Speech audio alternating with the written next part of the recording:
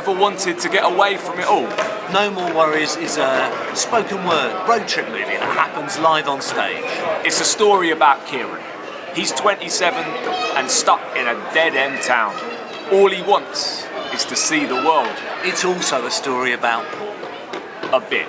Paul is 50, on the road again, passing through, coasting, taking it one holiday snap at a time. No More Worries takes this mismatched couple on a quest for the perfect holiday moment through austerity Britain. But sometimes, the past is the only thing that you can't leave behind. Witness the gradual erosion of the essence of a being through cyclostasis. Stuck in the same place for too long. When was the last time you got away? Properly, I mean. Not some 1 week deal in the med with the missus. You're trapped. Oh, you reckon? I'm gone. Yeah, you see if I'm not. It's important to me that my mates who aren't into poetry, who maybe aren't going to the theatre all the time, will get this and be excited by it. My background is making live artwork, so I'm always interested in that question of, what does it mean to be live in front of an audience? How do we play the familiar games of theatre but also find new games? The thing that's great about working with Simon is he's immediately accessible as a performer. So he can pull you in immediately and take the audience on this big cinematic journey. You saying I'm wrong? Us plus booze versus reality. The game is on. Straight in. Jaeger bomb. Grit teeth. Shit, man, that tasted wrong. Sickly sweet. Half empty dance floor. Itchy feet. Lights flash. Plus they got the lasers on. Rewind. Craig David. Jamesy. Your favourite song. Fuck off. Laugh. Piss take dance. Arms wave along. Rewind.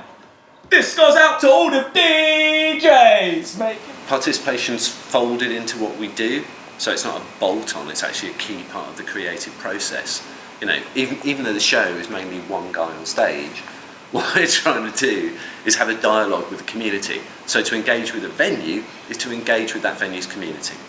Yeah, and so although it's one story that we want to tell, ultimately that has come from a multitude of different stories. That even the work we've done in the R&D phase, whether that is a 68-year-old writing a poetry postcard or a group of 17-year-olds creating the living guidebook thing of their local area, that all feeds into our creative process too. And what was cool this time was that we also got a lot of online participation stuff going where people could put in their favourite driving songs. Yep, well they add their perfect holiday moment to a map. Yeah, which ends up being part of the show.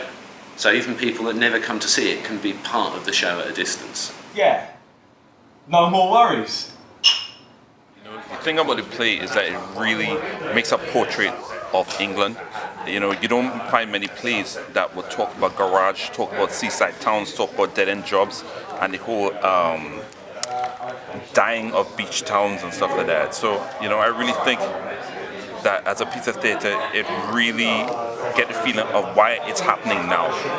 And I think that's strong about it, how English the play is, Full of stars, and we lay there, and then they started falling, like full-on meteor shower, but we had no idea. All the stars are dying, man. Aliens, Armageddon. We were going nuts, mate.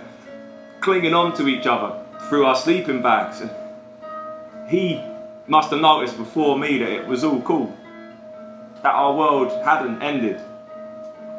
A little giggle like, "Okay, it's all right now. Look." And I looked, but I was still holding on to him.